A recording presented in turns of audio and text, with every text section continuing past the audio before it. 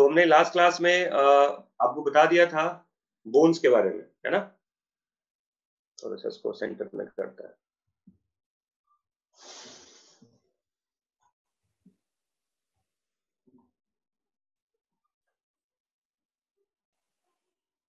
चलिए, स्क्रीन दिख रहा है सबको ठीक से?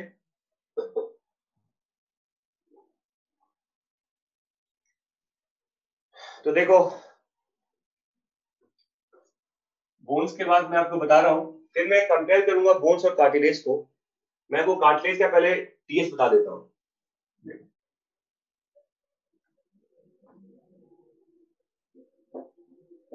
टीएस ऑफ कार्टिलेज देखो,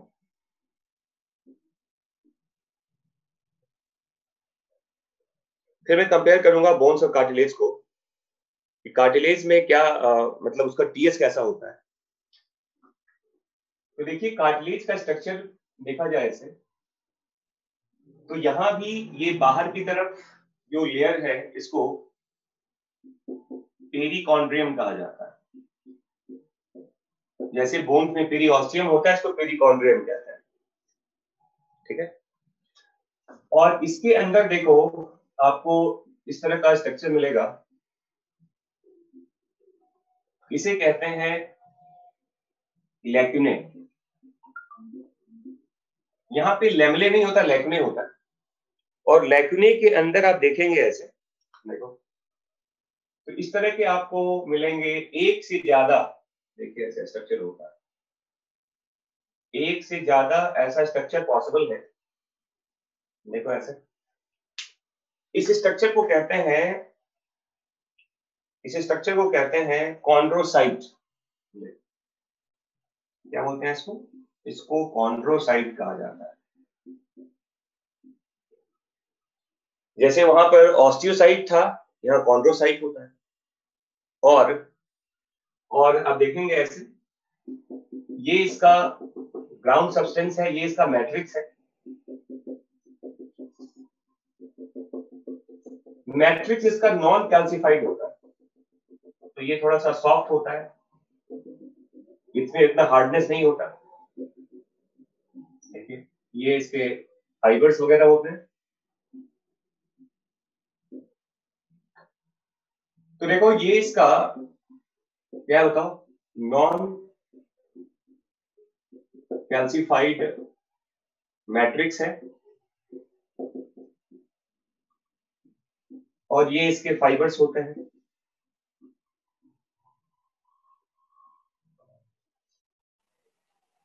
ठीक है ना। आप देखेंगे यहां भी सेल्स वगैरह वही है। देखो, यहां भी देखोगे आप ऐसे इस तरह के, यहाँ पे ये कॉन्ड्रोब्लास्ट टाइप ऑफ सेल्स होता है। देखो यहाँ पे ये कॉन्ड्रोब्लास्ट होता है यहाँ पे। जैसे वहां पे ऑस्टियोब्लास्ट था, यहाँ क्या होता है? कॉन्ड्रोब्लास्ट होता है।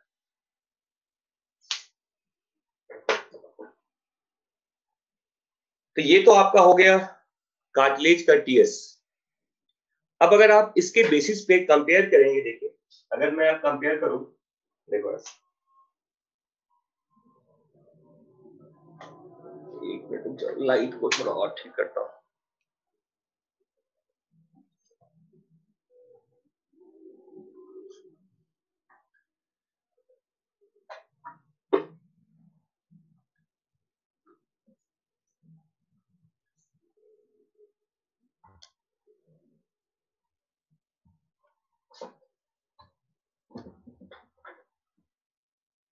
ठीक है बच्चों, लाइट वगैरह ठीक से दिख रहा है ना? चलिए, अब देखो, अब मैं डिस्टिंग्विश कर रहा हूं, देखो ऐसे बोन्स को और कार्टिलेज को। देखिए, तो बोन्स और कार्टिलेज को अगर आप डिफ्रेंशिएट करेंगे, तो डिफरेंस आपके सामने है, एनसीईआरटी में लिखा हुआ है कि बोन्स जो होता है ये सॉलिड है, एंड नॉन प्लायबल है।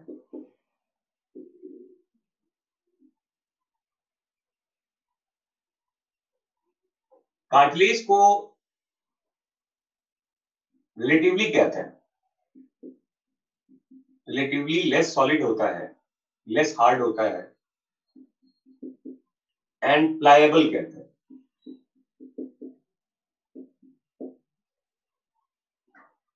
नॉन प्लायबल मीन्स अगर आप देखो, बोन्स को आप मोड़ नहीं सकते ना, बोन्स में फ्लेक्सिबिलिटी नहीं होता। प्लायबल मतलब होता है फ्लेक्सिबिलिटी, आप उसको बैंड करने की कोशिश कर रहे हैं।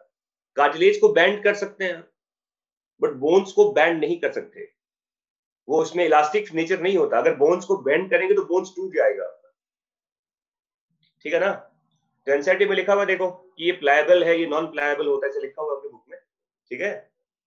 और क्वेश्चन यहाँ पर ये है कि बोन्स का जो स्ट्रक्चर है वो नॉन प्लायबल क्यों है। इसका आंसर क्या है, देखो इसका आंसर ये है कि इसमें सॉलिड मैट्रिक्स होता है, सॉलिड मैट्रिक्स है जिसको आप कैल्सिफाइड मैट्रिक्स भी कहते हैं।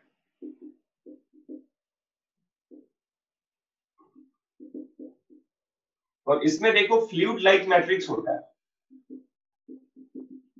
Fluid like non calcified matrix कहते हैं, नॉन कैल्सिफाइड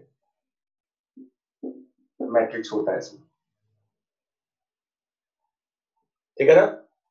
कैल्शियम कार्बोनेट की वजह से, क्योंकि जानते हैं कि इसके सॉलिड मैट्रिक्स में अगर देखा जाए तो ये नॉन कैल्सिफाइड है, ये इसमें कैल्सिफाइड मैट्रिक्स है। और इसके मैट्रिक्स में देखो या इसके पूरे स्ट्रक्चर में कैल्शियम फॉस्फेट का अमाउंट काफी ज्यादा मिलता है, कैल्शियम कार्बोनेट भी होता है, कैल्शियम फ्लोराइड भी होता है।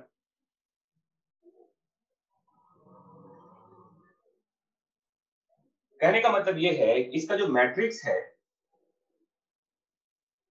इनऑर्गेनिक रिच मैट्रिक्स होता है, इनऑर्गेनिक रिच मैट्रिक्स कहते हैं, जबकि ये ऑर्गेनिक रिच मैट्रिक्स होता है, ऑर्गेनिक रिच मैट्रिक्स होता है। मतलब बोन्स के अंदर याद रखना कि बोन्स में इनऑर्गेनिक पार्ट ज्यादा मिलेगा आपको। अगर कंपोजिशन देखेंगे आप तो 60 to 70% जो इसमें होता है वो तो इनऑर्गेनिक सॉल्ट ही होता है बोन्स के अंदर, जबकि कार्टिलेज में ज्यादा अमाउंट ऑर्गेनिक पार्ट का होता है। तो इनऑर्गेनिक मैट्रिक्स आपका मिलेगा कहां बताओ, इनऑर्गेनिक रिच मैट्रिक्स ये बोन्स का होता है, और ऑर्गेनिक रिच मैट्रिक्स क्या बताओ, कार्टिलेज का होता है। समझ में आ गया? हाँ जी बच्चे, समझ में आ रहा है मैं क्या बोल रहा हूँ? फिर देखो, तो इसके मैट्रिक्स में सबसे ज्यादा कैल्शियम फॉस्फेट होता है, बोन्स में मोस्टली कैल्शियम फॉस्फेट मिलता है, कैल्शियम फॉस्फेट है, कैल्शियम कार्बोनेट है, कैल्शियम फ्लोराइड वगैरह मिलता है। और देखो इसके बाद मैंने बताया था कि इसमें जो फाइबर्स होता है वो स्ट्रॉन्ग होता है, कोलेजन फाइबर ही होता है। देखो ये कोलेजन फाइबर है, यहाँ पर ये कई तरह के होते हैं, स्ट्रॉन्ग फाइबर्स यहाँ मिलता है देखो। और यहाँ एक्चुअली, और इसको टाइप 1 फाइबर भी कहा जाता है, इसको टाइप 1 कहते हैं। इसमें टाइप 2 फाइबर होता है, टाइप 2 फाइबर मिलता है, कोलेजन फाइबर, जिसका स्ट्रेंथ कम होता है, लेस स्ट्रॉन्ग कहते हैं इसको, लेस स्ट्रेंथ होता है इसका।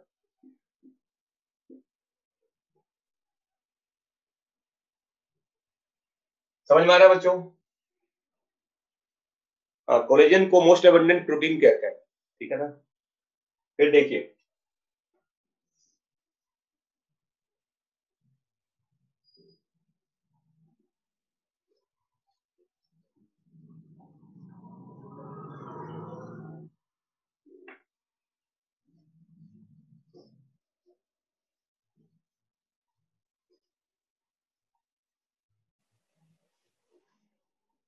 इसके बाद देखो और डिफ्रेंशिएट करेंगे इसको, आप देखिए ऐसे बोन्स में और कार्टिलेज में। तो बोन्स में आप जानते हैं यहाँ पे लेमेले प्रेजेंट होता है, कार्टिलेज में लेमेले नहीं होता। इसके बाद इसके लैकुने में सिंगल ऑस्टियोसाइट होता है, सिंगल ऑस्टियोसाइट कहते हैं। इसके लैकुने में मोर देन वन कॉन्ड्रोसाइट होता है, मोर देन वन कॉन्ड्रोसाइट कहते हैं। लैकुने में कॉन्ड्रोसाइट का नंबर एक से क्या होता है बताओ, ज्यादा होता है कार्टिलेज में। लैकुने में सिंगल ऑस्टियोसाइट था, है ना। इसके बाद देखिए बोन्स जो होता है ये हाईली वैस्कुलर होता है, जबकि कार्टिलेज जो होता है ये नॉन वैस्कुलर, ये ए वैस्कुलर होता है। ब्लड वेसल्स यहाँ नहीं मिलते, ये ए वैस्कुलर होता है। ब्लड वेसल यहाँ पे क्या बताओ, ये एब्सेंट होता है। याद रखना ये एक्सेप्शन भी है, कनेक्टिव टिश्यूज का ये एक्सेप्शन है। देखो दो ही ऐसा होता है, देखो एक तो कार्टिलेज ए वैस्कुलर होता है और दूसरा जो मैंने टेंडन बताया था, टेंडन स्किन की सप्लाई है, ना के बराबर कहते हैं वहां पर। तो ये दो ऐसे एक्सेप्शन है कार्टिलेज कनेक्टिव टिश्यूज में जहां ब्लड वेसल्स या तो नहीं है या बहुत कम होता है। कार्टिलेज एक्सेप्शन है कनेक्टिव टिश्यूज का क्योंकि ये ए वैस्कुलर होता है, इसमें ब्लड वेसल्स नहीं होते।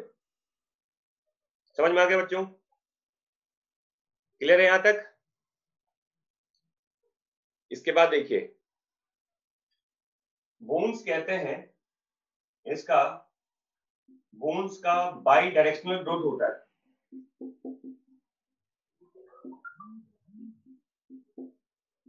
दो डायरेक्शन में बढ़ता है ये, और इसका ग्रोथ यूनिडायरेक्शनल कहते हैं,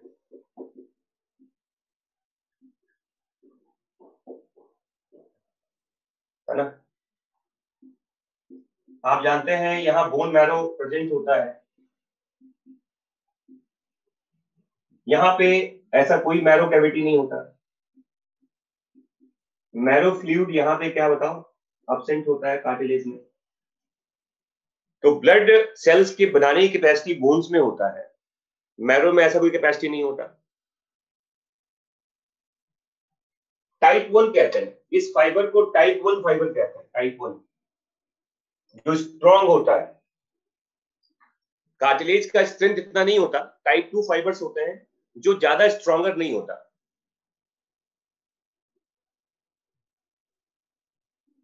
ठीक है बच्चों,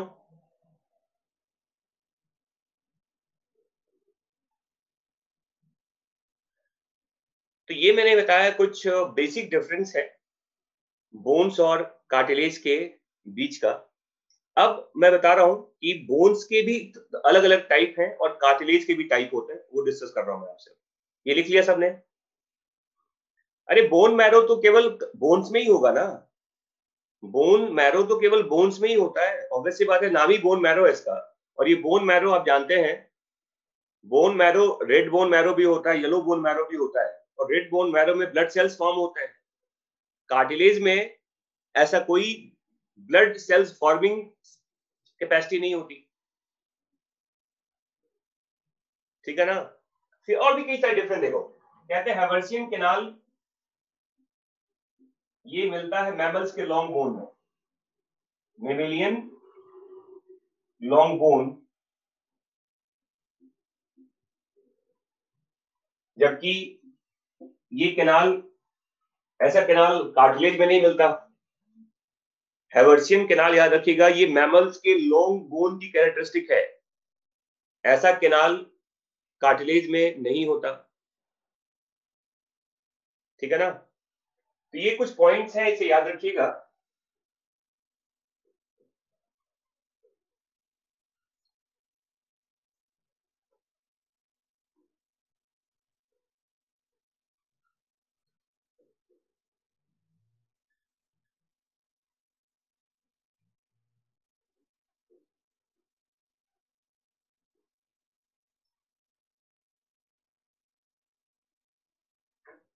और देखो अब मैं बता रहा हूं आपको टाइप्स ऑफ बोन्स। तो बोन्स के मेनली 3 टाइप होते हैं। देखो मैमल्स वगैरह में बोन्स के 3 टाइप बताए जाते हैं। देखिए, एक कहते हैं कार्टिलेजिनस बोन होता है और इसको रिप्लेसिंग बोन भी कहते हैं।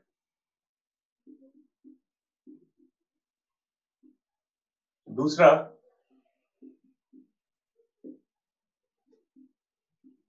डर्मल और मेम्ब्रेनस बोन होता है। डर्मल और मेम्ब्रेनस बोन कहते हैं। और तीसरा सिसेमॉइड बोन होता है।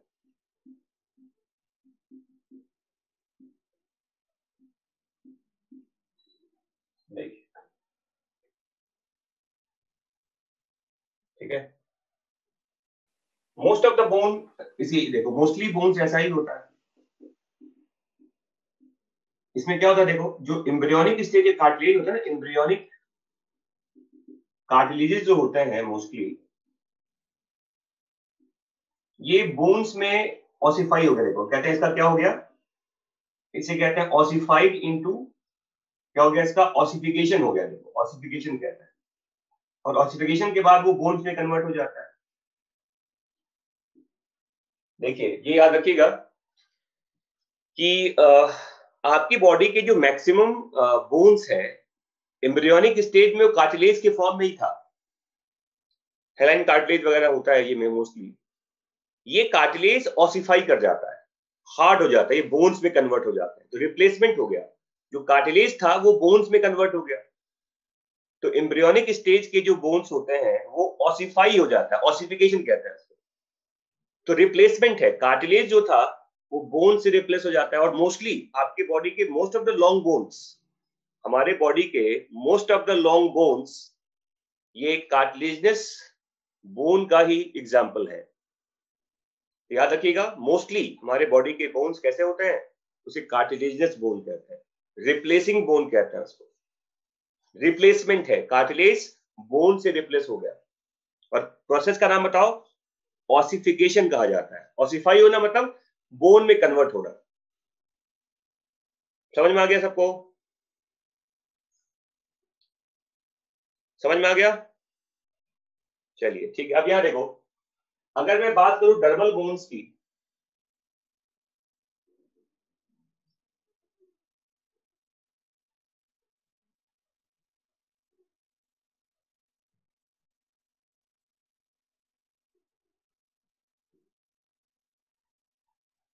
तो देखो ये जो डर्मल बोन्स होता है ये बनता है, इसको इन्वेस्टिंग बोन भी कहते हैं। ये होता है डिपोजिशन कहते हैं, deposition of mesenchymal plates in the dermis part of skin। आप जानते हो कि आपके बोन्स में, आपके स्किन में 2 लेयर होता है। इसे एपिडर्मिस कहते हैं, नीचे डर्मिस होता है। इसी डर्मिस में इस तरह के प्लेट्स का डिपोजिशन है। देखो इसे कहते हैं मेसेंकाइमल प्लेट्स। और एक के ऊपर एक प्लेट डिपोजिट होता चला जाएगा तो एक बोन्स का फॉर्मेशन हो जाता है। इसी को डर्मल बोन, इन्वेस्टिंग बोन कहते हैं, इन्वेस्टिंग बोन भी कहते हैं। इसे इन्वेस्टिंग बोन भी कहा जाता है। मतलब डिपोजिशन हो रहा है ना, एक के ऊपर एक प्लेट जमा होता है। एग्जाम्पल देखो, जैसे फेशियल बोन्स वगैरह में फ्रंटल कहता है, फ्रंटल बोन आपके क्रेनियम का पार्ट होता है। मिनी फेशियल बोन्स, ये सब एग्जाम्पल है इसी डर्मल बोन्स का। समझ में आ गया बच्चों? और एक टाइप सिसेमॉइड बोन है, आप जानते हैं कि टेंडन के थ्रू बनता है। ये सिसेमॉइड बोन जो बनता है, देखो ये बनता है by the ossification of, by ossification of tendon कहते हैं, टेंडन। ये टेंडन के ऑसिफिकेशन से बनता है। हाँ जी। और एग्जाम्पल जानते हैं इसका, पटेला बोन जो होता है आपका, नी कैप, ये इसका एग्जाम्पल है। टेंडन ऑसिफाई कर जाता है इसमें।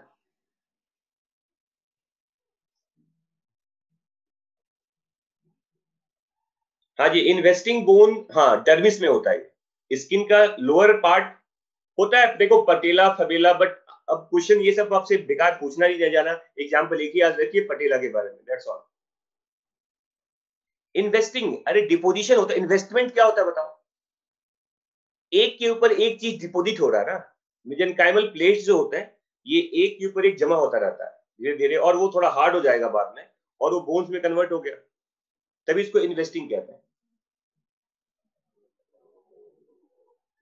समझ में आ गया? तो ये हो गए टाइप्स ऑफ बोन्स। अब मैं बता रहा हूं आपको टाइप्स ऑफ कार्टिलेज के बारे में। इसको मिटा दूं अब यहां से बच्चों? लिख लिया सबने इसको? चलिए, होता है, थंब में नहीं होता, ये जो आपका कार्पल बोन वहां पर मिलता है, one of the carpal is called, but leave it. बेटा एग्जाम्पल में बहुत सारे एग्जाम्पल्स आ जाएंगे, बट आपको उन सबको याद नहीं करना। पटेला याद रखिए, दैट्स एनफ। उलूल जुलूल दिमाग में मत डालो, दिमाग के अंदर कूड़ा कबाड़ा मत डालिए ज्यादा, कोई फायदा नहीं है उसका। समझ में आ गया ना? दिवेश पहूजा जी, एग्जाम्पल भी बहुत सारे हैं, but no need to recall all that examples. NEET आपके लिए बिल्कुल ये पूछना चाहता है कि अब तो क्वेश्चन का लेवल आपने देखा ही है, तो ज्यादा पढ़ना आपके लिए वो कोई फायदा नहीं है उन चीजों का। आराम से पढ़ो, बिल्कुल सिंपल तरीके से चीजों को पढ़ना है, बिल्कुल सिंपल तरीके से। और देखिए कैसे फिर 360 नंबर आता है। चलो यहाँ देखो, कार्टिलेज के बारे में देखिए अब। तो कार्टिलेज के तीन टाइप होते हैं देखो। एक हेलाइन कार्टिलेज होता है, हेलिन कार्टिलेज कहते हैं, हेलिन कार्टिलेज।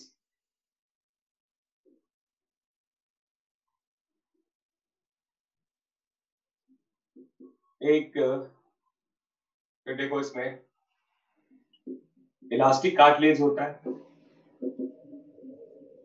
और एक को फाइब्रस कार्टिलेज कहते हैं। ठीक है,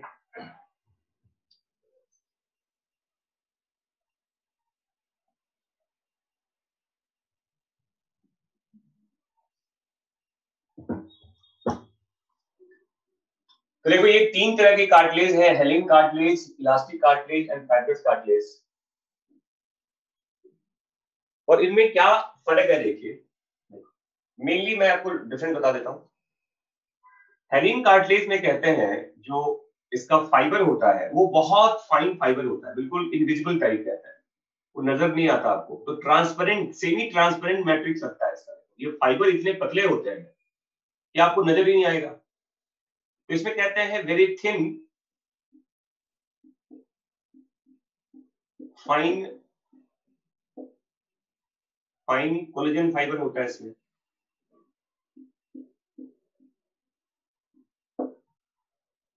और इस कार्टिलेज में कहा जाता है कि इसका एक semi transparent, semi transparent glass like matrix है इसका। फाइबर यहां पर होते हैं, फाइबर यहां पर होते हैं, लेकिन वो दिखता नहीं है, काफी थिन फाइबर होता है, इनविजिबल टाइप का होता है, तो आपको ट्रांसपेरेंट मैट्रिक्स नजर आएगा इसमें। याद रखिएगा, हाइलिन कार्टिलेज में भी फाइबर्स होते हैं, very thin fine collagen fibre is there. देखो कोलेजन के कई टाइप होते हैं, कोलेजन फाइबर के कई टाइप होते हैं, उसमें जो सबसे फाइन फाइबर होता है इसका वो मिलता है हेलाइन वाले पार्ट में। फिर देखो इलास्टिक कार्टिलेज में देखिए आप, यहां देखो आप देखेंगे इलास्टिक कार्टिलेज में यहाँ पर येलो इलास्टिक फाइबर मिलता है। देखो ये फाइबर यहाँ विजुअल है, और इस फाइबर को यहाँ क्या बोलते हैं बताओ? इसे कहते हैं येलो इलास्टिन फाइबर्स कहते हैं। तो फाइबर का ही फर्क है ना। और यहां देखिए फाइबरस वाले पार्ट में देखो, यहां आपको काफी थिक, देखो वेल डेवलप्ड कोलेजन फाइबर है। देखो यहां पर, देखो इसे कहते हैं यहां पर ये well developed relatively stronger collagen fibres मिलते हैं यहाँ। इसको फाइब्रस कहते हैं। अब कौन सा कार्टिलेज कहां मिलता है वो देखिए। जैसे आप जानते हो ये मोस्ट एबंडेंट कार्टिलेज होता है, सबसे ज्यादा हमारे बॉडी में यही होता है, मोस्ट एबंडेंट कहते हैं। देखो क्या होता है, ऐसे मान लीजिए आपकी ये हड्डियां देखिए ऐसे, तो हड्डी के टॉप एंड पे देखो ये इस तरह का, ये एक आर्टिकुलर कार्टिलेज कहता है जो दूसरे बोन से लगा होता है। देखो ऐसे स्ट्रक्चर इसका। तो ये जो आप देख रहे हो स्ट्रक्चर, क्या बोलते हैं इसको? इसे कहते हैं आर्टिकुलर कार्टिलेज कहते हैं। और ये कार्टिलेज भी हेलाइन कार्टिलेज ही होता है, लॉन्ग बोन्स के एंड पे मिलता है ताकि दूसरे बोन के साथ वो फ्रिक्शन ना करे। समझ में आ गया बच्चों? इसके बाद बहुत सारे एग्जांपल्स हैं। देखो एक तो ये हो गया, देखो आर्टिकुलर कार्टिलेज कहते हैं इसको, लॉन्ग बोन्स के एंड पे होता है। इसके अलावा देखो जो कॉस्टल कार्टिलेज वगैरह होता है आपके रिब्स में, ये रिब्स में मिलता है ना, कॉस्टल कार्टिलेज कहते हैं इसको। या फिर ट्रैकियल विंग्स वगैरह होता है, देखो ट्रैकियल विंग्स वगैरह होता है। ये सब हेलाइन कार्टिलेज का एग्जांपल है। In fact most of the cartilage हमारे बॉडी में हेलाइन कार्टिलेज का एग्जांपल होता है। ठीक है बच्चों? और देखो टिप ऑफ नोज पे आपके ईयर पिन्ना में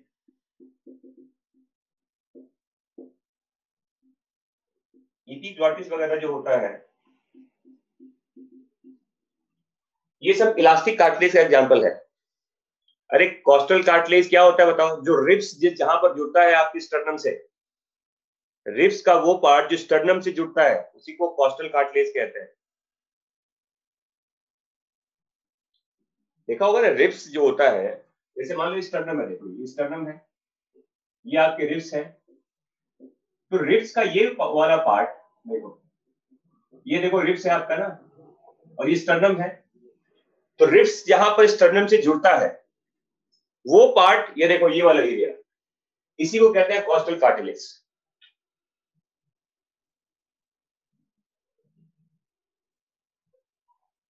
समझ में आ गया? तो जहां पर आपका फ्लेक्सिबिलिटी है, देखो टिप ऑफ नोज कहते हैं, ये जो ईयर पिन्ना होता है ये सब फ्लेक्सिबल होता है ना, तो क्या बोलते हैं इसको? इसे कहते हैं elastic cartilage, epiglottis, tip of nose, ear pinna. और देखो जहां स्ट्रेंथ चाहिए आपको, बहुत ज्यादा स्ट्रेंथ, फ्लेक्सिबिलिटी विद स्ट्रेंथ की जरूरत होती है, तो फाइब्रस होता है। देखो जैसे आप जानते हो कि ये जो आपका, ये देखो ये आपकी दो अलग अलग वर्टिब्री है। देखिए ये क्या है, हमारा वर्टिब्री है, ये हमारे वर्टिब्रल कॉलम के बोन्स है। और इसके बीच में देखिए आप ऐसे, ये वर्टिब्री है देखो, और इसके बीच में ये जो क्या कहते हैं बताओ इसको, इसका नाम क्या होता है? इंटरवर्टिब्रल डिस्क कहा जाता है इसे, इंटर वर्टिब्रल डिस्क कहते हैं। देखो, दो वर्टिब्री के बीच में इंटरवर्टिब्रल डिस्क होता है और ये फाइब्रस कार्टिलेज का एग्जाम्पल होता है।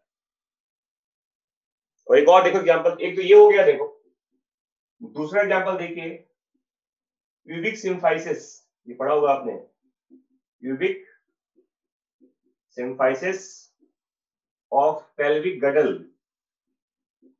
Of pelvic girdle. यहां भी क्या मिलता है बताओ? फाइब्रस कार्टिलेज ही होता है जिसमें स्ट्रेंथ ज्यादा होता है। तो यही दो एग्जाम्पल पूछा जाता है आपसे, intervertebral disc, space between the two vertebrae of vertebral column, and a structure called pubic symphysis of pelvic girdle। यहां क्या मिलेगा? यहां मिलता है फाइब्रस कार्टिलेज।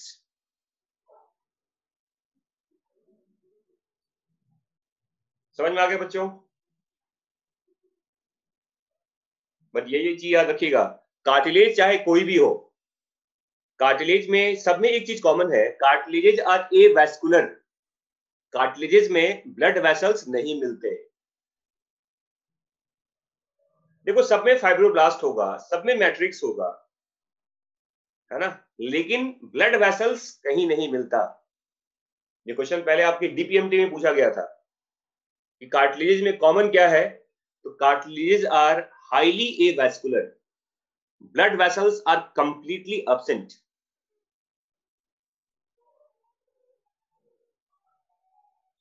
स्टर्नम फाइबर क्या होता है? अरे ग्रोथ वहां सेल्स के डिवीजन से होता है।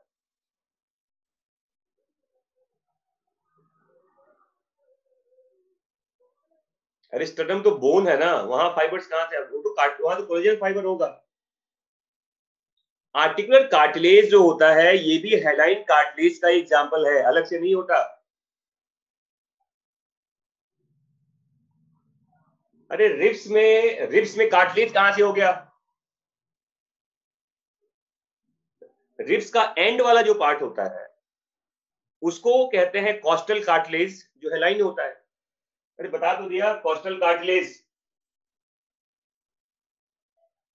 कॉस्टल कार्टिलेज क्या होता है बताओ?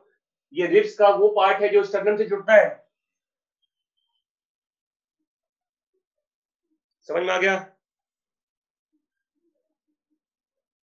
तो ये मैंने बता दिया आपको types of cartilage, and that's all about the supporting connective tissues. हाँ जी बच्चों, समझ में आ गया सबको?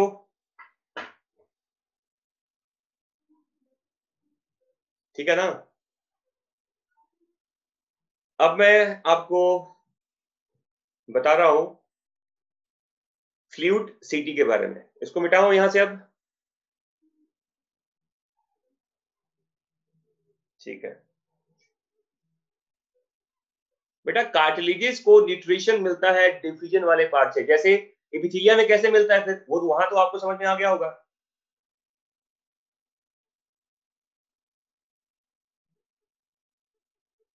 वहां तो डिफ्यूजन के थ्रू मिलता है ना, तो जहां पर ब्लड वेसल्स नहीं है नियर बाई पार्ट से डिफ्यूज करेगा उसको। फ्लूइड सीटी।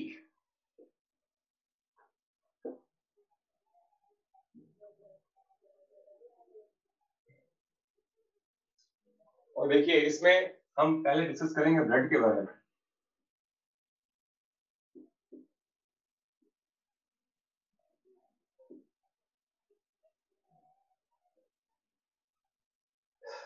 तो देखो ब्लड फाइबरलेस होता है और इसमें लिखते हैं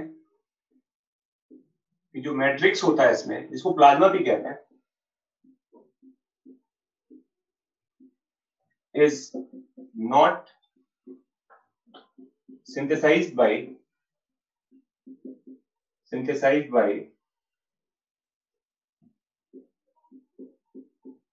blood cells। देखो ये दो यूनिक चीज है इसमें। कहते हैं जो ब्लड है वो टिपिकल सीटी नहीं है, टिपिकल कनेक्टिव टिश्यूज नहीं है, इसके दो कारण हैं। एक तो ब्लड फाइबरलेस होता है, इसमें कोई फाइबर नहीं होता, और दूसरा कहते हैं इसका जो मैट्रिक्स है, इसका जो प्लाज्मा होता है, उसका फॉर्मेशन ब्लड सेल्स नहीं करते। दूसरी जगह क्या देखा था आपने, जो फाइब्रोब्लास्ट वगैरह होता है, ऑस्टियोब्लास्ट वगैरह होता है, वो बनाता है उसका प्लाज्मा, मैट्रिक्स बनाता है उसका। लेकिन इसका जो मैट्रिक्स है, इसका फॉर्मेशन उसके सेल्स के थ्रू नहीं होता। तो ये तो एक्सेप्शनल पार्ट है, जिसकी वजह से हम ब्लड को टिपिकल सीटी नहीं कहते। ये अलग है थोड़ा आपके टिपिकल कनेक्टिव टिश्यूज से। दो रीजन समझ में आ गया, इसमें कोई फाइबर नहीं है, और इसका जो मैट्रिक्स है, जिसको प्लाज्मा भी कहते हैं, इसका फॉर्मेशन इसके सेल्स के थ्रू नहीं होता।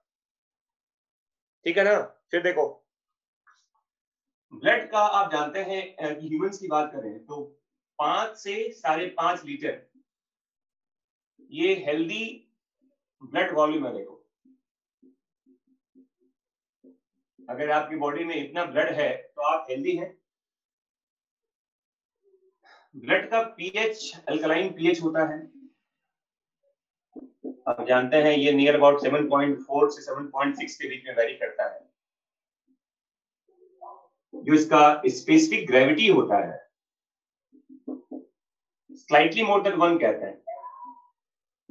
ब्लड का जो स्पेसिफिक ग्रेविटी होता है फ्लूइड का, ये 1 से थोड़ा ज्यादा होता है वाटर के रेस्पेक्ट में, आप जानते हैं। ठीक है बच्चों,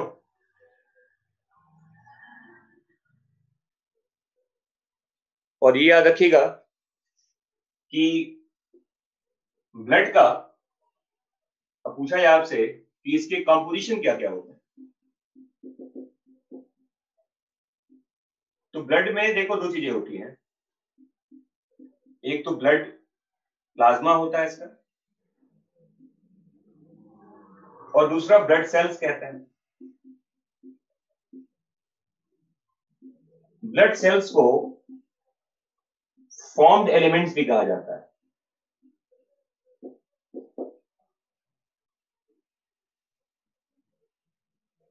भाई साहब, फ्लूइड डायनेमिक्स पढ़ा है ना, स्पेसिफिक ग्रेविटी पता नहीं है तुम लोगों को क्या होता है? मैं फिजिक्स पढ़ाऊं यहां पर तुम लोगों को? बर्नौलीज थ्योरम वगैरह सब भूल गए क्या? अरे फ्लूइड मैकेनिक्स पढ़ा है आपने ना, तो हर फ्लूइड का अपना स्पेसिफिक ग्रेविटी होता है। तो फिर तो मोर देन 1 होता है, वाटर का 1 लेते हैं। ठीक है, तो देखो यहां पर ब्लड प्लाज्मा और ब्लड सेल्स कहते हैं, इसके दो कंपोजिशन होते हैं, और ब्लड सेल्स को ही फॉर्म्ड एलिमेंट्स कहा जाता है। अब ब्लड का वॉल्यूम कैसे मेजर करते हैं ह्यूमन बॉडी में, क्या करना है तुम्हें वो जान के प्रोसेस। अपने बॉडी के एक मशीन लेके आओ और किसी मेजर आर्टरी में पंचर करो और सारा ब्लड निकाल लो मशीन के थ्रू, और देखो कितना उसका वॉल्यूम आता है। अरे मेजरमेंट होगा ना, मेजरमेंट कोई प्रोसेस होता होगा। ऐसा तो नहीं किसी आदमी का ब्लड निकाल लेंगे पूरा का पूरा बॉडी से और देखेंगे कितना वॉल्यूम होता है उसका।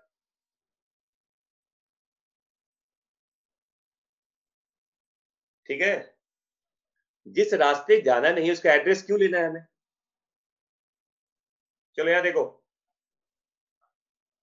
तो ब्लड प्लाज्मा और ब्लड सेल्स, इसके दो अलग अलग कंपोजिशन हैं। आप जानते हैं कि ब्लड प्लाज्मा का जो अमाउंट है वो 55 से 60% के बीच में होता है, और जो ब्लड सेल्स का अमाउंट है ये 40 से 45% कहता है। मतलब ये है कि ब्लड प्लाज्मा का कंट्रीब्यूशन ज्यादा होता है आपके ब्लड वॉल्यूम में। ब्लड प्लाज्मा ज्यादा वॉल्यूम ऑक्यूपाई करता है आपके ब्लड में in respect to your blood cells, है ना। और आप जानते हैं कि ब्लड प्लाज्मा का अगर बात करें तो ब्लड प्लाज्मा में 90% के आसपास तो या उससे भी कहीं ज्यादा वाटर ही होता है। प्लाज्मा में बात करें, इसमें 7 to 8% के आसपास प्रोटीन्स होता है और 1 से 2% में अदर न्यूट्रिएंट्स वगैरह होते हैं, यूरिया होता है ना, और भी देखो हार्मोन्स वगैरह भी होते हैं। तो 1 से 2% में आपका ग्लूकोज का पार्ट भी है, कोलेस्ट्रॉल भी है, इसमें यूरिया भी होता है, कई सारे हार्मोन्स भी होते हैं, है ना? इसमें फिर आयंस वगैरह होते हैं, मिनरल्स वगैरह होता है, इलेक्ट्रोलाइट्स वगैरह होते हैं। तो ये सब 1 से 2% में, मेनली तो इसमें क्या बताओ, प्रोटीन्स है और मोस्टली तो वाटर होता है इसमें। ब्लड प्लाज्मा का मैक्सिमम पार्ट क्या बताओ, पानी होता है उसमें। पानी पानी है आपके खून में, खून नहीं ये पानी है, ठीक है। बस उसमें कलर मिला दो तो रेड हो गया, वो कलर मिला रेड नहीं होता। यहाँ देखिए, अब प्रोटीन्स की बात करें अगर, मैंने कहा कि ये मोस्टली प्रोटीन है देखो, और इस प्रोटीन में क्या देखिए, जैसे एक नाम है एल्बुमिन, ग्लोबुलिन, प्रोथ्रोम्बिन, फिब्रिनोजेन। देखो ये 4 मोस्ट एबंडेंट प्रोटीन्स हैं। अगर आपके पूछा, देखो ब्लड में 70-80 तरह के प्रोटीन्स होते हैं। अगर पूछा जाए कि ब्लड प्लाज्मा में प्रोटीन्स के बहुत सारे टाइप्स होते हैं, 70 to 80 types of protein is there, but the most abundant protein and the most important protein of your blood plasma is albumin, globulin, prothrombin and fibrinogen. ये लिख लीजिएगा कि जो 4 मोस्ट एबंडेंट प्रोटीन आपके ब्लड में है, उसमें सबसे ज्यादा एल्बुमिन होता है।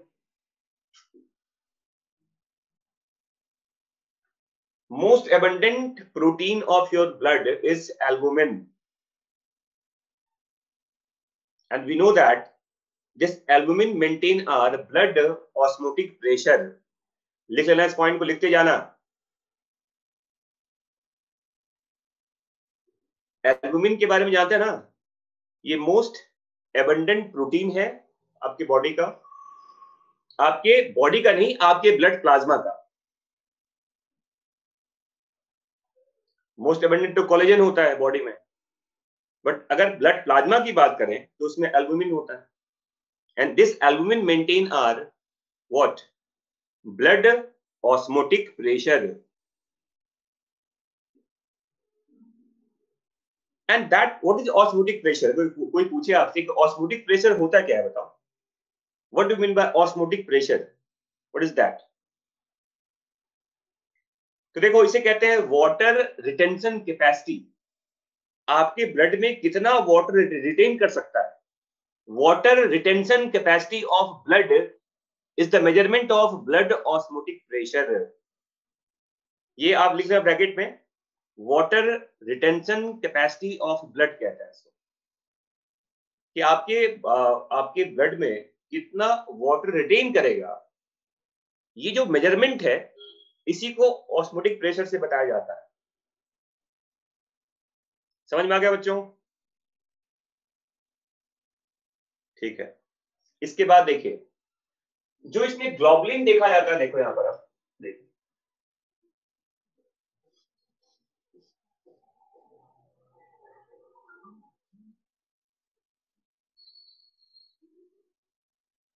ग्लोबुलिन देखो,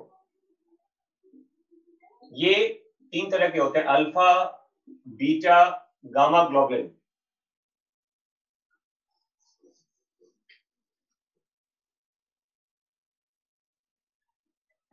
जो अल्फा बीटा होता है, इसको एक तरह का कैरियर प्रोटीन्स भी कहते हैं। हार्मोन्स के ट्रांसपोर्ट में, कॉपर के ट्रांसपोर्ट में, आयरन के ट्रांसपोर्ट में ये इन्वॉल्व होता है। अल्फा बीटा जो है वो कैरियर प्रोटीन है, transport of hormones, transport of many, मतलब आयरन को ट्रांसपोर्ट करने के लिए, कॉपर को ट्रांसपोर्ट करने के लिए, स्टेरॉयडल हार्मोन्स को ट्रांसपोर्ट करने के लिए, मतलब कई तरह के ये कैरियर प्रोटीन्स होता है। सिंपली याद रखिएगा, अल्फा बीटा कैरियर प्रोटीन्स की तरह काम करता है, और गामा जो होता है देखो, इसे कहते हैं इम्यूनोग्लोबुलिन। इसे इम्यूनोग्लोबुलिन कहा जाता है, और ये एंटीबॉडी बनाता है। तो ये डिफेंस में आ जाएगा। देखो, गामा इम्यूनोग्लोबुलिन नाम सुना है ना, गामा इम्यूनोग्लोबुलिन।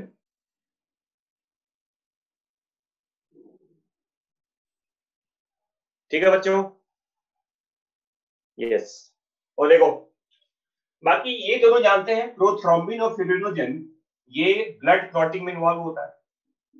इसे ब्लड क्लॉटिंग प्रोटीन्स कहते हैं।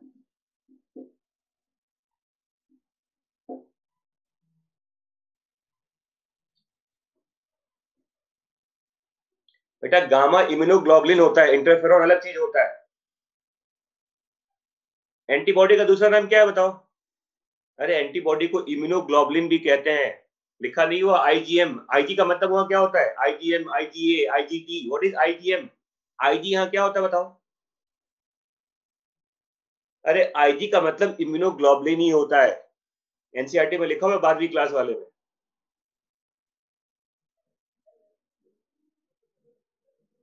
ठीक है बच्चों, हाँ, ह्यूमन हेल्थ वाले चैप्टर में लिखा है इम्यूनोग्लोबुलिन। तो ये मैंने बता दिया। देखो, ब्लड प्लाज्मा का क्या इसमें पार्ट होता है। अब देखिए ब्लड सेल्स के बारे में, इसको मिटा दो यहां से। अब ब्लड सेल्स, जिसको आप फॉर्म्ड एलिमेंट्स कहते हैं, ये 3 तरह के होते हैं, आपको पता है। RBC, WBC and platelets. Platelets को थ्रोम्बोसाइट भी कहते हैं,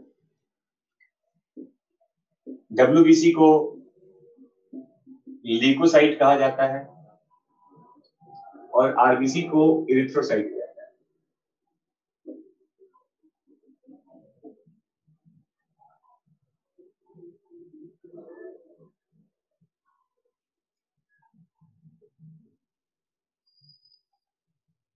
अरे गामा इम्यूनोग्लोबुलिन एंटीबॉडी बनाता है, होता कहां है?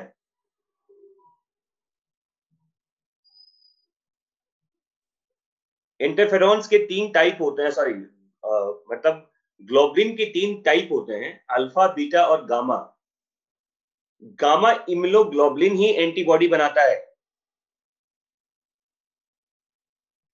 ठीक है, यहां देखो,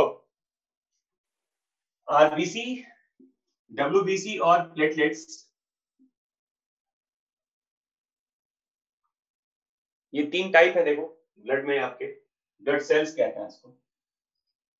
देखो, एक याद रखना, आरबीसी का फॉर्मेशन आपके रेड बोन मैरो में होता है। डब्ल्यूबीसी आपके रेड बोन मैरो के साथ साथ ये जो आपके लिम्फ नोड्स वगैरह होते हैं, वहां भी सिंथेसाइज होता है। इवन के जो सेकेंडरी लिम्फोइडल ऑर्गन होता है आपका, वहां भी बनता है। डब्ल्यूबीसी का फॉर्मेशन आपके रेड बोन मैरो में भी होता है, और सेकेंडरी लिम्फोइडल ऑर्गन्स में भी बनता है ये। आरबीसी केवल कहां बनेगा बताओ? रेड बोन मैरो में। और प्लेटलेट्स का फॉर्मेशन भी होता है कहां? केवल आपके रेड बोन मैरो में। तो ऐसा कहना कि जितने ब्लड सेल्स होते हैं सबके सब केवल रेड बोन मैरो में ही बनता है, ये गलत हो जाएगा। कई सारे ऐसे लिम्फोसाइट्स वगैरह होते हैं जिसका फॉर्मेशन आपके सेकेंडरी लिम्फोइडल ऑर्गन्स में भी होता है। समझ में आ गया बच्चों मैं क्या बोल रहा हूं? तो ऐसा कहना कि सभी के सभी, all the blood cells are synthesised only in the red bone marrow, ये गलत हो जाएगा स्टेटमेंट। लिम्फोसाइट्स वगैरह जानते हैं आप, इसका फॉर्मेशन आपके सेकेंडरी लिम्फोइडल ऑर्गन्स में भी होता है। समझ में आ गया बच्चों? फिर देखो, आप जानते हो कि जो रेड बोन मैरो होता है, जो आरबीसी होता है, आरबीसी ये मैमल्स में ई न्यूक्लिएटेड होता है, विदाउट न्यूक्लियस होता है, ये न्यूक्लिएटेड होता है, और ये भी ई न्यूक्लिएटेड होता है।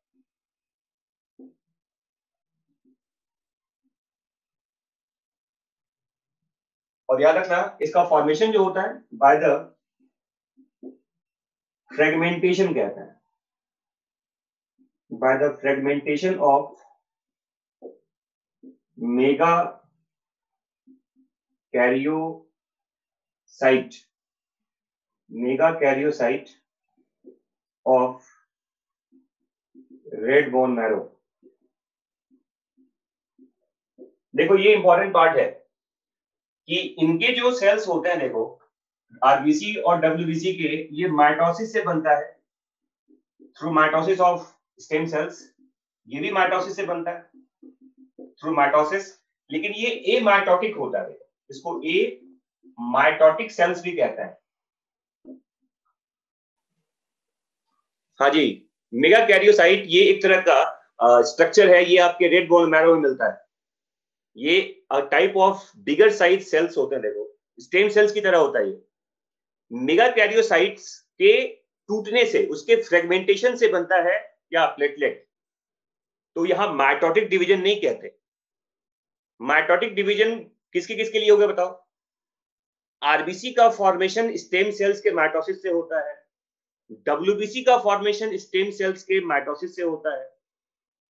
हाँ जी, लेकिन जो प्लेटलेट का फॉर्मेशन है ये फ्रेगमेंटेशन से होता है, इसको ए माइटोटिक कहा जाता है।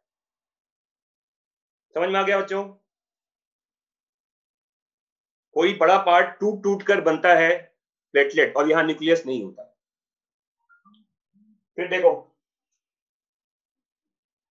फिर देखा जाए तो आरबीसी का नंबर ज्यादा होता है, 4.5 to 5.5 मिलियन कहते हैं पर क्यूबिक मिलीमीटर। देखो, अगर आप नंबर ऑफ आरबीसी की बात करेंगे तो 4.5 से 5.5 मिलियन होता है। 4.5 से 5.5 मिलियन पर cubic millimetre, MM cube, volume के हिसाब से बता रहा हूं मैं आपको।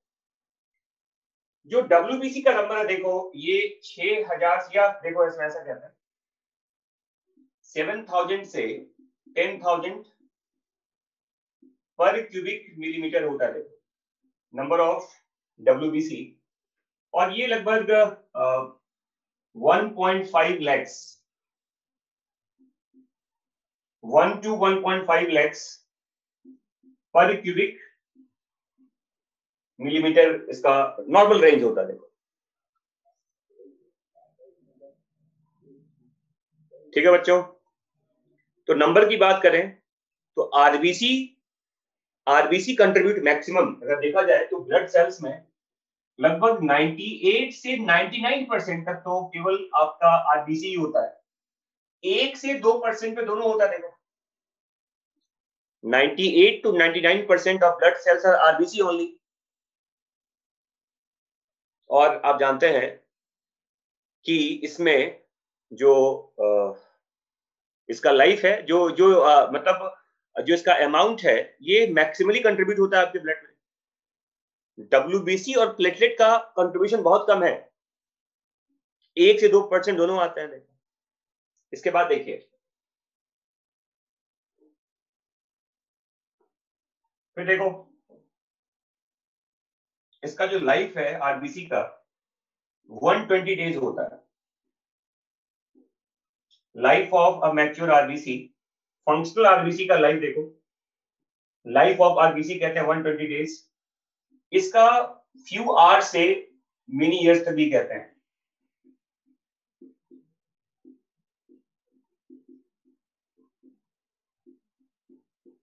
लाइफ ऑफ WBC,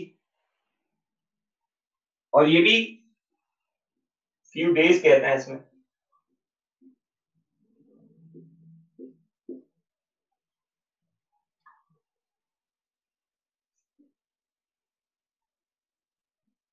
समझ में आ गया बच्चों?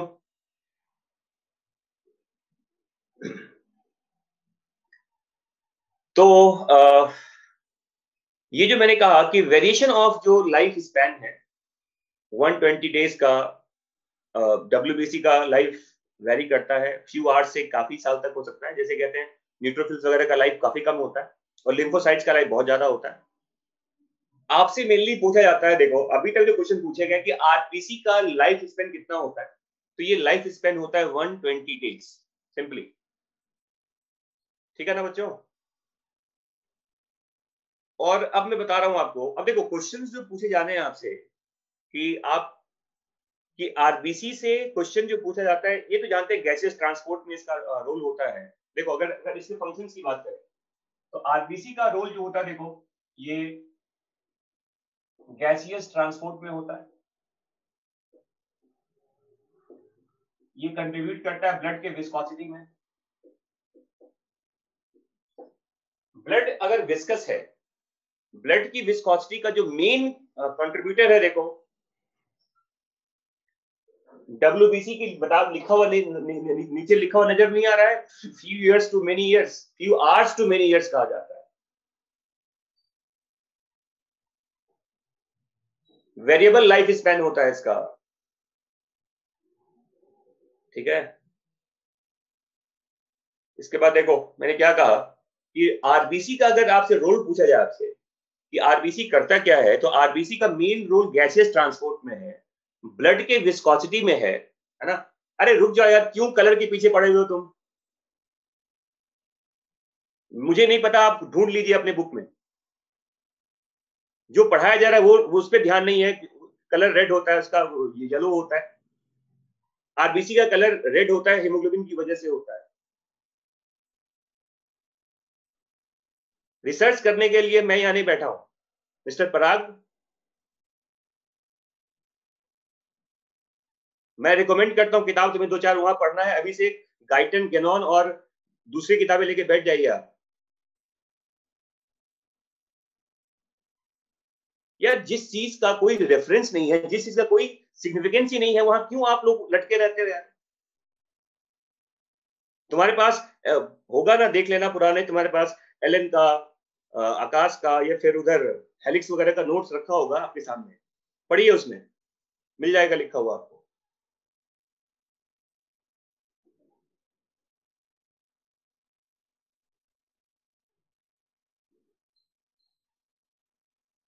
I will not entertain any useless senseless question जिसका कोई रेफरेंस आपके लिए इंपॉर्टेंट नहीं है। ठीक है, क्वेश्चन एक बार लिख दिया आपने, अगर मुझे लगेगा कि ये जरूरी बताना है तो मैं बताऊंगा। Don't repeat the same questions continuously. इससे क्या होगा, आप लिखने पे ध्यान रहेगा आपका, आप मैं क्या लिखूंगा वो उस पर ध्यान नहीं रहेगा। अरे तुम्हारे सामने नोट्स रखा हुआ है, पढ़ लो उसको। क्यों एडमिशन लिया तुमने यार यहाँ पे?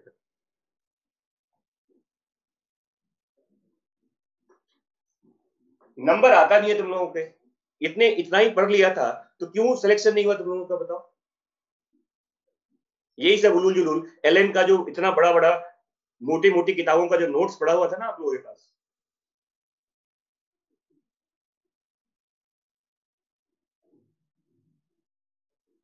ये लो किताब लो, ये अभी से रिकमेंड करता हूँ, देखो। हाँ देखो, ये नाम लिख लो, लिख लो इसको, मिस्टर पराग, इसको पढ़ लीजिएगा, इसमें आपको सब कुछ मिल जाएगा लिखा हुआ। ह्यूमन एनाटॉमी का किताब है ये, टोटोरा का। और बताऊं किताब, दिखाता हूँ तुम्हें किताब, ये देख लो, लिख लो। इसमें आपको देखो, ये मेडिकल कॉलेज में पढ़ना होता है, अभी पढ़ लीजिए आप। लिख लिया नाम? इसमें लाल क्यों होता है, वो पीला क्यों होता है, हरा क्यों हो जाता है बाद में, फिर नीला भी हो जाता है और आदमी का हैप्पी बर्थडे हो जाता है, वो क्यों होता है, वो सब कुछ लिखा हुआ मिलेगा इसमें आपको। कमाल है यार, कितनी चीजें समझा दी एक बार, बट नहीं सर, हम तो घुसेंगे अंदर, हमको आइंस्टाइन ही बनना है। फिजिक्स में आइंस्टाइन ही बनना है। V प्लस UT समझ में नहीं आ रहा है और क्वांटम मैकेनिक्स में घुसे पड़े हैं हम लोग। यहां देखो, डोंट वेस्ट योर टाइम।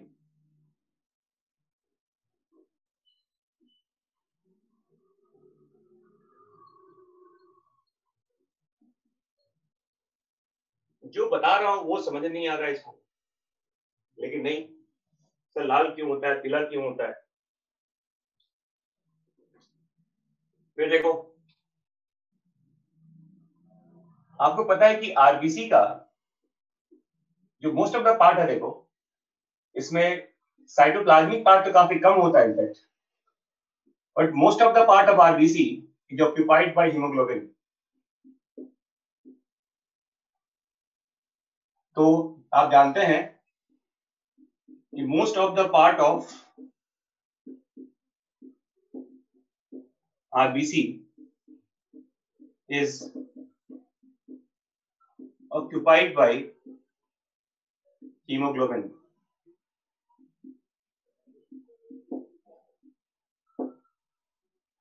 और जानते हैं इसमें आयरन प्रेजेंट होता है हीमोग्लोबिन में।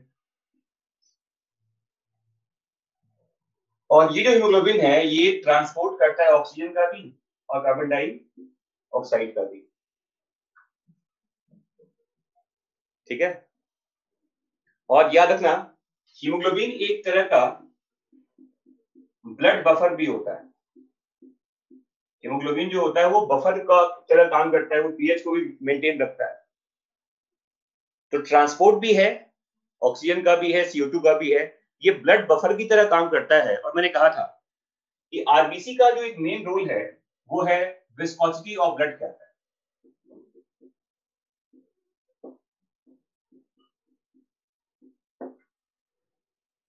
ब्लड में कितना विस्कोसिटी है, ब्लड कितना गाढ़ा होता है। देखो, हर तरह का जो सॉल्यूट है, ब्लड बफर, अरे पीएच ब्लड का, देखो आप कहते हैं कि आपके ब्लड में एसिडिक नेचर है या उसका अल्कलाइन नेचर है, तो आपके ब्लड के पीएच को मेंटेन रखना, बफर सिस्टम जानते हो ना। तो बफर का काम क्या होता है, बफर पीएच तो मेंटेन रखता है, ठीक है। और विस्कोसिटी मैंने बता दिया कि विस्कोसिटी का मतलब है कि ब्लड का थिकनेस कितना होगा। तो major contributor of the blood viscosity is the RBC, क्योंकि इसका नंबर सबसे ज्यादा होता है, ठीक है।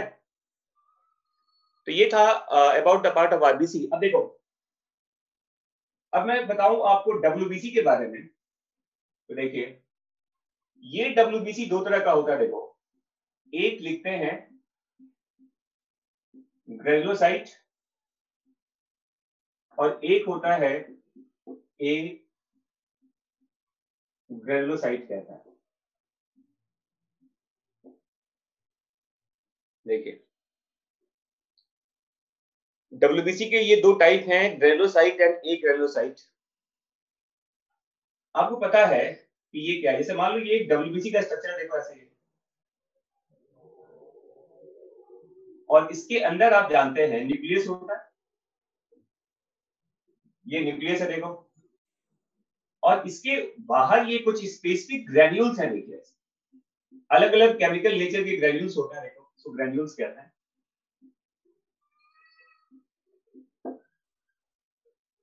और इसी ग्रेन्यूल्स के बेसिस पे आप जानते हो कि ये जो ग्रेनुलोसाइट्स है इसके तीन टाइप होते हैं। देखिए, एक न्यूट्रोफिल होता है,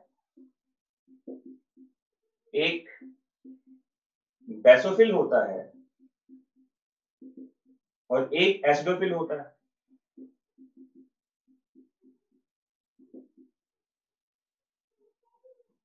देखो, depending upon the nature of granules, वो किस तरह के, आपने पढ़ा होगा जो स्टेनिंग मेथड होता है ना, स्टेनिंग कहता है, staining with die.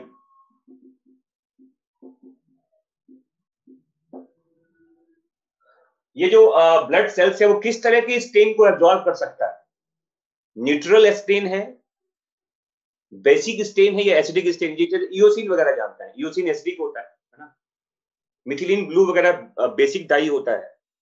AJIO die, neutral die कहते हैं, वो सब जरूरत नहीं आपको, नो नीड। इतना याद रखिएगा, स्टेनिंग के मेथड पे ही ये नाम दिया गया है, न्यूट्रोफिल, बेसोफिल और एसिडोफिल कहता है। किस तरह के स्टेन से, किस तरह के डाई से वो स्टेन होगा, एसिडिक डाई है, बेसिक डाई है, या न्यूट्रल डाई होगा। न्यूट्रोफिल, बेसोफिल एंड एसिडोफिल कहा जाता है, ये तीन तरह। और एसिडोफिल को क्या बोलते हो बताओ? इसी को ईओ सिनोफिल कहा जाता है।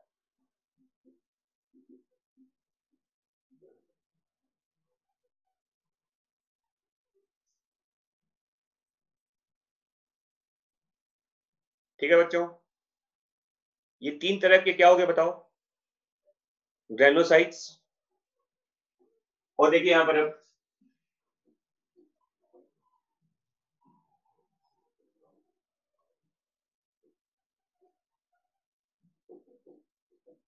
अगर मैं बताऊं आपको ए ग्रेनुलोसाइट्स के बारे में, तो इसके देखो दो टाइप हैं, आपने पढ़ा होगा। क्योंकि इसमें ग्रेन्यूल्स, देखो इसमें न्यूक्लियस तो होता है, देखो इसमें न्यूक्लियस तो होता है बट कोई ग्रेन्यूल्स नहीं होता। और इवन इसके क्या, देखो इसके तीन टाइप बताए जाते हैं, पढ़ा होगा। मेनली दो ही कहता है ना, क्या क्या होता है बताओ? एक कहते हैं लिम्फोसाइट और दूसरा मोनोसाइट होता है इसमें,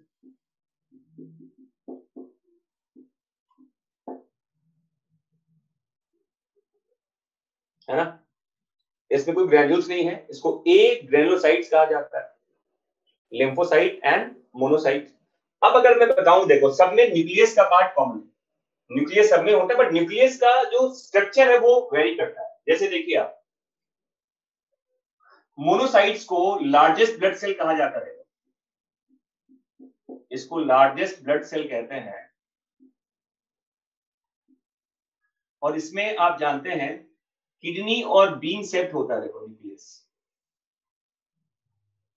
बीन सेट कहते हैं, बीन बीन और किडनी सेट होता है, देखो न्यूक्लियस इसका, न्यूक्लियस किसका? मोनोसाइट्स का। लिम्फोसाइट्स में ये या तो ओवल है या स्फेरिकल शेप का न्यूक्लियस होता है, ओवल और स्फेरिकल शेप का न्यूक्लियस होता है।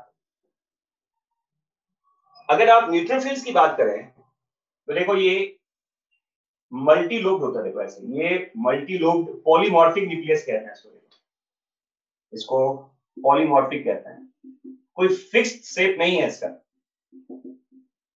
पॉलीमॉर्फिक, मल्टीपल लोब्स होते हैं इसमें, मल्टी लोब्ड कहा जाता है न्यूट्रोफिल्स में। पॉलीमॉर्फिक न्यूक्लियस भी कहा जाता है इसको, पीएमएन पढ़ा होगा आपने, polymorphic nucleus, PMN cells, neutrophils को कहते हैं ना। इसके बाद देखो जो बेसोफिल्स होते हैं, इसमें सिग्मोइड शेप होता है, देखो ऐसे, देखिए इस तरह का न्यूक्लियस होता है, देखो सिग्मोइड शेप कहते हैं।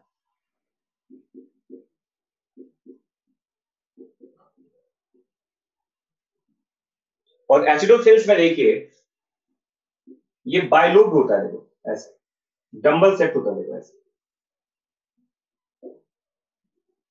बाइलोब्ड कहते हैं, बाइलोब्ड, डंबल सेट, बाइलोब, दो लोब होता है देखो इसमें।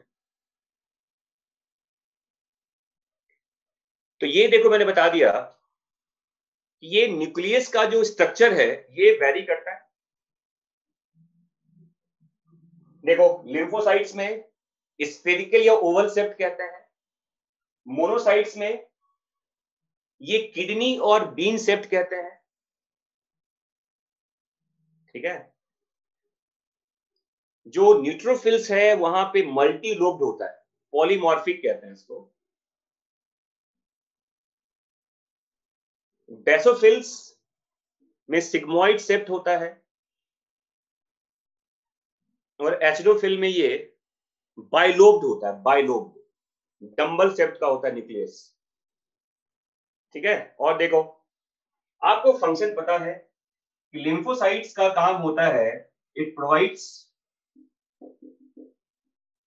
स्पेसिफिक इम्यूनिटी स्पेसिफिक, इसको आप एक्वायर्ड इम्यूनिटी भी कहते हैं, ये पढ़ेंगे 12वीं क्लास में, एक्वायर्ड इम्यूनिटी कहते हैं। आपको पता है लिम्फोसाइट्स के टाइप होते हैं, बी सेल्स, टी सेल्स वगैरह जानते हैं आप। तो फंक्शंस की बात करें अगर, तो लिम्फोसाइट्स का काम स्पेसिफिक डिफेंस देता है आपको, ये एक्वायर्ड इम्यूनिटी इसे कहते हैं। इसके दो टाइप होते हैं, B lymphocytes and T lymphocytes.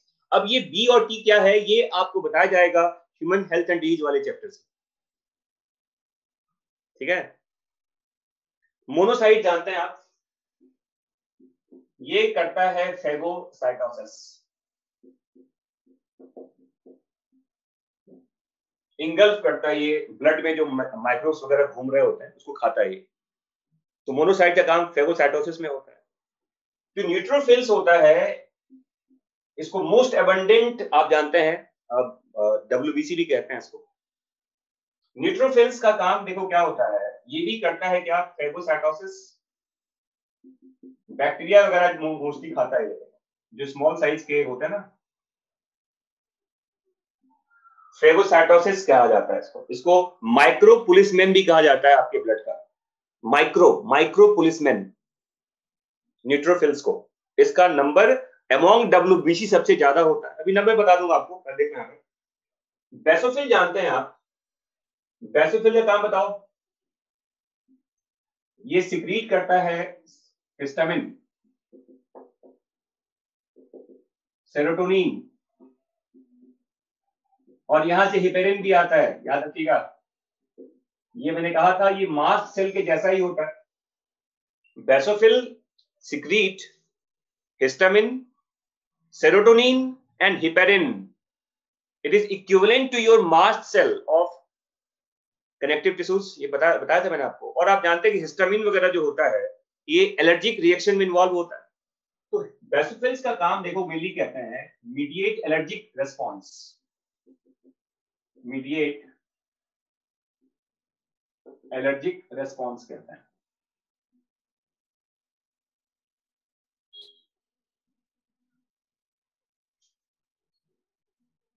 ठीक है बच्चों, समझ में आ रहा है? एलर्जी इन्फ्लामेटरी रेस्पॉन्स जिसे कहते हैं। कहीं पे इंजरी हो वहां पे जो इन्फ्लामेशन वगैरह हो जाता है आपका, या उसको छोड़ दीजिए आप, कोई भी जो एलर्जिक रेस्पॉन्स आपके बॉडी को मिलता है वो बेसोफिल्स की वजह से होता है। हिस्टामिन जानते हैं, ये इंपॉर्टेंट केमिकल है जो ब्लड वेसल्स को डायलेट करता है, हिस्टामिन डायलेटर होता है। सेरोटोनिन कंस्ट्रिक्टर कहते हैं, ब्लड वेसल्स को नैरो कर देता है। Histamine dilates the blood vessel, serotonin constrict the blood vessel, और हिपेरिन जानते हैं ये नेचुरल एंटीकोएगुलेंट होता है। ठीक है ना बच्चों? और याद रखना कि जो एसिडोफिल है, देखो एसिडोफिल ये एंटी एलर्जिक होता है, ये एंटी एलर्जिक होता है, और ये फेगोसाइटोसिस भी करता है। देखो ये आपके एनसीईआरटी में लिखा हुआ है कि यूसिनोफिल वगैरह क्या होते हैं, ये कुछ ऐसे केमिकल्स बनाता है जो एंटी एलर्जिक है या एंटी हिस्टामिन की तरह वर्क करता है। तो eosinophil secrete certain chemicals and that is anti histamine, मतलब वो एलर्जिक को रिवर्स करता है, तो इसको एंटी एलर्जिक कहते हैं। हाँ देखो ऐसे क्या कहते हैं, जैसे मान लो कई बार क्या होता है, जैसे आप जानते हो कि जैसे वर्म वगैरह होता है, अगर आपकी बॉडी में हेलमिंथिस वगैरह का इन्फेक्शन हुआ तो उस कंडीशंस में हेलमिंथिस का जो केमिकल है उससे एलर्जी हो सकता है आपको। बट उस समय क्या होगा, हेलमिंथिस के इन्फेक्शन में आपके ब्लड में इओसिनोफिल का नंबर बढ़ जाएगा, तो वो कुछ ऐसे केमिकल्स बनाएगा जो एलर्जी को कम करे, उस केमिकल को वो न्यूट्रलाइज करे। ये सही बात है, एसिडोफिल की वजह से ये एलर्जी के रिएक्शंस को इनहिबिट करने की कोशिश करता है, एंटी एलर्जिक होता है, मतलब ये बेसोफिल का उल्टा काम करता है, ये बेसोफिल का उल्टा काम करता है। समझ में आ गया बच्चों? ठीक है ना। अब देखो एक चीज याद रखना, आपके ब्लड में अगर देखा जाए अमॉन्ग डब्ल्यूबीसी सबसे ज्यादा तो न्यूट्रोफिल है, उसके बाद लिम्फोसाइट है, उसके बाद मोनोसाइट है, उसके बाद एसिडोफिल है और सबसे कम बेसोफिल होता है, मतलब इओसिनोफिल कह सकते हैं। नॉट लेट मंकी ईट बनाना, या डू नॉट लेट मंकी ईट बनाना कह सकते हैं, देखो याद हो जाएगा। हाँ हो गया टाइम, बट ये सीक्वेंस याद रखना, न्यूट्रोफिल सबसे ज्यादा होता है 60 to 70% अमॉन्ग डब्ल्यूबीसी, लिम्फोसाइट 20 से 25%, मोनोसाइट 7 to 8%, इओसिनोफिल नियरली 2% के आसपास होता है और बेसोफिल नियरली 1% के आसपास होता है। तो ये याद रखिएगा,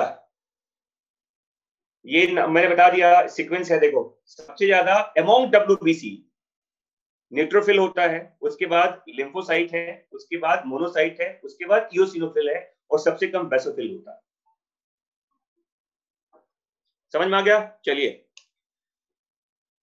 तो ये मैंने बता दिया आपको डब्ल्यूबीसी के बारे में। अब आपको अगली क्लास में मसल्स है, प्लेटलेट्स वगैरह के बारे में बताऊंगा। चलिए ठीक है, मिलते हैं अगली क्लास में।